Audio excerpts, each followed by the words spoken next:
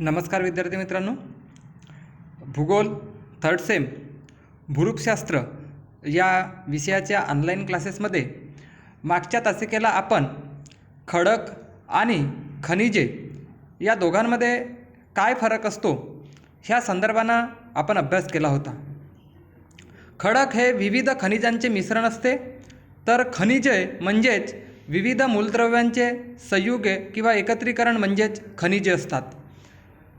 खडकांचा अभ्यास करणे भूरूपशास्त्रामध्ये का आवश्यक आहे याचंसुद्धा अध्ययन आपण मागच्या तासिकेला केलं होतं. मानवी दृष्टिकोनातून प्राचीन काळापासून घर बांधणे, विटा तयार करणे, त्याचबरोबर मृदा निर्मिती, शेती इत्यादीसाठी तर खडकांचा अभ्यास, खडकांचे महत्त्व मानवी जीवनामध्ये आहेच, पण त्याबरोबरच खडकांमधून आपल्याला विविध रासायनिक घटक, विविध मूलद्रव्ये, विविध प्रकारची खनिजे एकत्रित करून त्यांचा उपयोग आपण प्राचीन काळापासून करत आले आहोत. परंतु भूरूपशास्त्रामध्ये खडकांचा अभ्यास करणे एक वेगळ्या प्रकारे खडकांचा अभ्यास करण्याचं एक वेगळं महत्त्व आहे आणि ते महत्त्व म्हणजेच भूगोल अध्ययनाच्या पुस्तकातील खडक म्हणजेच पानं आहेत आणि त्यामुळे आपण खडकांच्या अध्ययनाशिवाय भौगोलिक घटकांचा अभ्यास करू शकत नाही. त्यामुळे खडकांचं वर्गीकरण किंवा खडकांचं अध्ययन करणे अत्यंत आवश्यक असते. मग खडक कशाला म्हणायचं, तर खडकांच्या व्याख्येमध्ये आपण बघितलं आहे की पृथ्वीच्या भूकवचावर जे जे नैसर्गिक आणि कठीण असे पदार्थ आपल्या दृष्टीस पडतात, अनुभवतो, अशा सगळ्याच पदार्थांचा समावेश आपण खडक म्हणून करतो. म्हणजे पृथ्वीच्या कवचापासून तयार झालेले किंवा पृथ्वीच्या कवचावर तयार झालेला कोणताही कठीण, घन असा जो पदार्थ आहे, अशा प्रत्येकच पदार्थाला आपण खडक या संज्ञेत संबोधित असतो. खडक हा शब्द उच्चारताच आपल्यासमोर एक कठीण असा टणक असा पदार्थ नजरेसमोर येतो, डोळ्यासमोर येतो. परंतु प्रत्येकच वेळी खडक कठीणच असेल, खडक कठीण असेलच असंही नाही, तर पृथ्वीच्या पृष्ठभागावर आढळणारा मऊ असे खडक, मऊ अशा घनपदार्थाला, मऊ अशा पदार्थाला सुद्धा आपण खडक या संज्ञेत समाविष्ट करतो. खडक म्हटलं म्हणजे पाण्यात टाकला की तो बुडणार, तरंगणार नाही, अशी ही कल्पना आपल्याला खडकाच्या संदर्भात येत असते. परंतु तसं नसून बहुतेक खडक हे घनतेनं खूप हलके असतात. त्यामुळे हे खडक पाण्यात टाकले तर ते तरंगतात आणि याचं एक काल्पनिक उदाहरण आपण रामायण कालखंडामध्ये रामाचा सेतू बांधत असताना ज्या खडकांवर राम हे अक्षर लिहून पाण्यात फेकलं की ते खडक पाण्यावर तरंगायचे. ॲक्च्युली त्यामध्ये कोणताही चमत्कारिक घटक नव्हता, तर ते पाण्यावर तरंगणारे खडक होते आणि म्हणून ते तरंगायचे, असं आपण भौगोलिकदृष्ट्या सांगू शकतो. त्याचबरोबर मऊ चिकन माती म्हणजेच पृथ्वीच्या पृष्ठभागावर आढळणारे मोठमोठे कठीण असे पदार्थच खडक असतात का? नाही, तर लहान दगड, माती, चिकन माती अशा बारीकात बारीक कणांचा सुद्धा आपण खडकामध्ये समावेश करत असतो.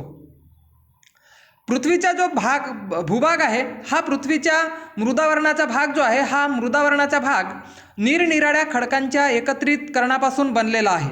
परंतु मृदावरणाच्या तळाखाली असणारा जो भाग आहे, हा भाग मात्र आपल्याला एकजिन्सी खडकाचा बनलेला आढळून येतो.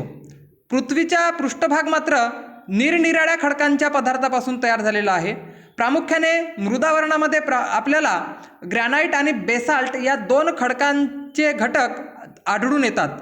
यामध्ये मृदावरणाचा जो बाह्य भाग आहे, हा बाह्य भाग ज्याला आपण सियाली या नावाने ओळखतो, हा मुख्यत्वे ग्रॅनाइट खडकाचा तयार झालेला आहे. तर मृदावरणाचा अंतस्तर जो आहे, ज्याला आपण सीमा थर म्हणतो, जो सिलिका आणि मॅग्नेशियम या खडकद्रव्यापासून बनलेला आहे, तो मुख्यत्वे बेसाल्ट खडकापासून तयार झालेला आपल्याला आढळून येतो.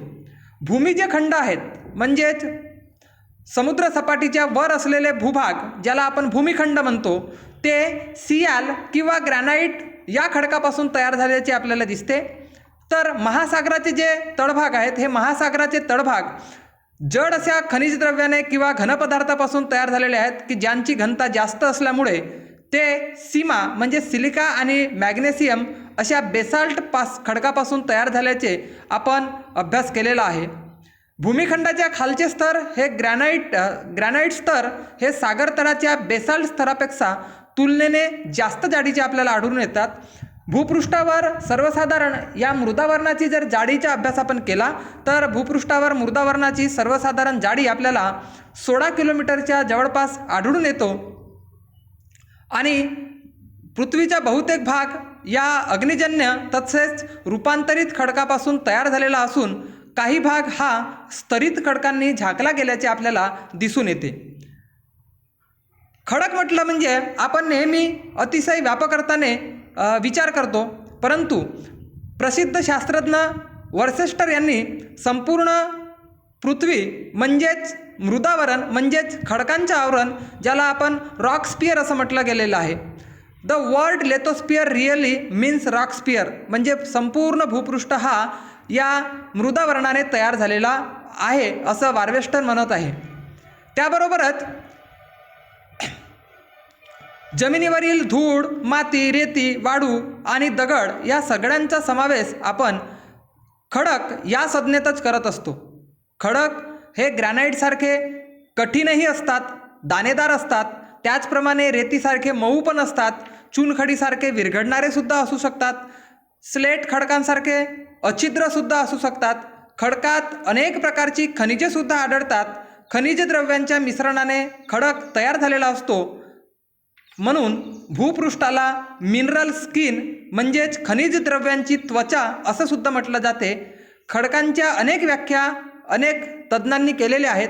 यापैकी आर्थर होम्स यांनी मांडलेली व्याख्या बहुतेक खडक म्हणजे खनिजांचे मिश्रण होय, हे आपण मागच्याही तासिकेला बघितलं आहे. त्याचबरोबर भूगर्भशास्त्रीय दृष्ट्या भूपृष्ठावरील आढळणारा कोणताही नैसर्गिक कठीण टणक पदार्थ जो असतो, अशा नैसर्गिक कठीण टणक पदार्थाला खडक या संज्ञेने संबोधले जाते. त्याचबरोबर पृथ्वीचे कवच ज्या द्रव्यांचे बनलेले आहे त्या द्रव्यास शास्त्रीय भाषेत खडक असेही म्हटलं जाते. या खडकांचे वर्गीकरण करत असताना एकूण 3 प्रकारचे वर्गीकरण आपण खडकांचे केलेले आहे. भूगर्भशास्त्रज्ञांनी किंवा भूशास्त्रज्ञांनी या खडकाचे वर्गीकरण करत असताना उत्पत्तीनुसार खडकांचे 3 प्रमुख प्रकार पाडण्यात आलेले आहेत. उत्पत्तीच्या आधारे म्हणजेच सर्वप्रथम ज्या खडकांची निर्मिती झाली तो खडक म्हणजेच प्राथमिक खडक, ज्यालाच आपण अग्निजन्य खडक असं सुद्धा म्हणतो. पृथ्वीच्या उत्पत्तीबद्दल जरी बहुतेक भूगर्भशास्त्रज्ञांची किंवा भूतज्ञांचे एकमत जरी नसले तरी पृथ्वीची निर्मिती ही एकेकाळी वितळलेल्या अवस्थेत असावी असं अंदाज बहुतेक शास्त्रज्ञ मानतात. आणि पृथ्वी वितळलेल्या अवस्थेत असताना कालांतराने तिचा पृष्ठभाग थंड होत गेला आणि बाह्य भागातील हे जे तरल असे पदार्थ होते, उष्ण तरल पदार्थ, हे कालांतराने थंड होऊन त्यापासून शिलारस निर्माण होऊन त्यापासून खडक निर्माण झाले. आणि अजूनही जागृत ज्वालामुखी किंवा भूकंप ज्वालामुखीच्या प्रदेशामध्ये भूगर्भातील लावारस अजूनही भूपृष्ठावर येऊन थंड होऊन त्यापासून कठीण अशा पदार्थाची निर्मिती होते, त्यालाच आपण खडक असं म्हणतो. म्हणजे अंतर्गत भागातील लावारस भूपृष्ठावर आल्यानंतर तो हवेच्या संपर्कात येऊन थंड होतो. त्या द्रव पदार्थाचे कठीण अशा पदार्थात जेव्हा रूपांतर होते त्या कठीण पदार्थालाच आपण अग्निजन्य खडक, प्राथमिक खडक किंवा यालाच आपण पालक खडक असेही सुद्धा म्हणतो. दुसऱ्या प्रकारचा खडक आहे तो म्हणजेच स्तरित खडक. पृथ्वीवर वातावरण आणि जलावरण निर्माण झाल्याच्या नंतर भूपृष्ठावर कार्य करणारे बाह्यकारक, ज्यामध्ये नद्या, वारे, हिमनदे, सागरी लाटा, भूजल, प्राणी, वनस्पती यांच्या एकंदरीत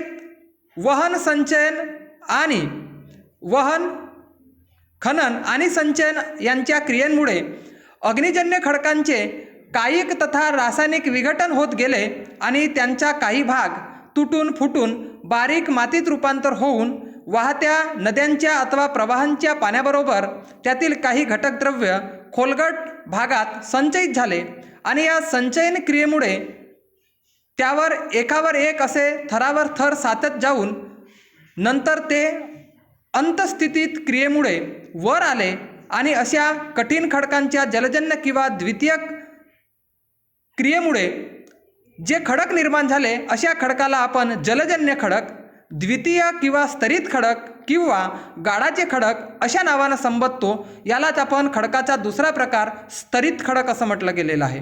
म्हणजे बाह्यकारकांच्या क्रियेमुळे भूपृष्ठावरील खडक तुटतो, फुटतो, त्याचे बारीक मातीत रूपांतर होऊन भूपृष्ठावरील नदी प्रवाहाबरोबर ते वाहत जाऊन खोलगट भागात संचयित झाल्यावर त्यांचे एकावर एक थर साचून घट्ट अशा कठीण पदार्थात रूपांतर होते.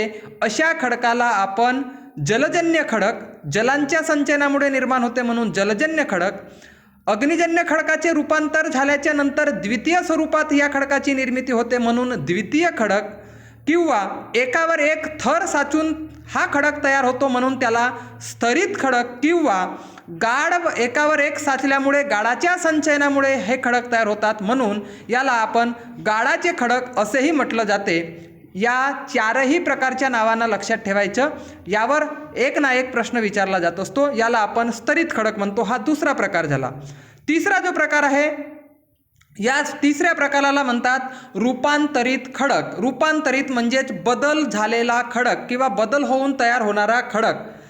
भूपृष्ठावर आढळणारा प्राथमिक खडक, त्याचबरोबर प्राथमिक खडकाचे विघटन होऊन निर्माण होणारा द्वितीय खडक, आणि या दोनही खडकांवर भूग अंतर्गत, बाह्य तथा अंतर्गत हालचालीमुळे हे खडक कालांतराने पृथ्वीच्या अंतर्गत भागात दाबले जातात, गाडले जातात. त्यावर प्रचंड असा दाब आणि उष्णता यांचा परिणाम होऊन प्राथमिक आणि द्वितीय खडकांचे स्वरूप, घटक, रासायनिक संघटना संपूर्णपणे जर बदलत असतील तर अशा रूप बदलल्यानंतर तयार होणाऱ्या नवीन संरचनेच्या खडकाला आपण रूपांतरित खडक असं म्हणतो. वरील तिन्ही प्रकारचे खडकांचे जे प्रकार आहेत, हे तिन्ही प्रकारचे खडकांचे प्रकार वैशिष्ट्यपूर्ण असून खडकांच्या प्रकारामध्ये हे 3 प्रमुख खडकांचे प्रकार आपण अभ्यास करणार आहोत. पहिला अग्निजन्य खडक, दुसरा स्तरित खडक आणि तिसरा रूपांतरित खडक. याचा उर्वरित भाग जो आहे, हा उर्वरित भाग आपण उद्याला पाहू.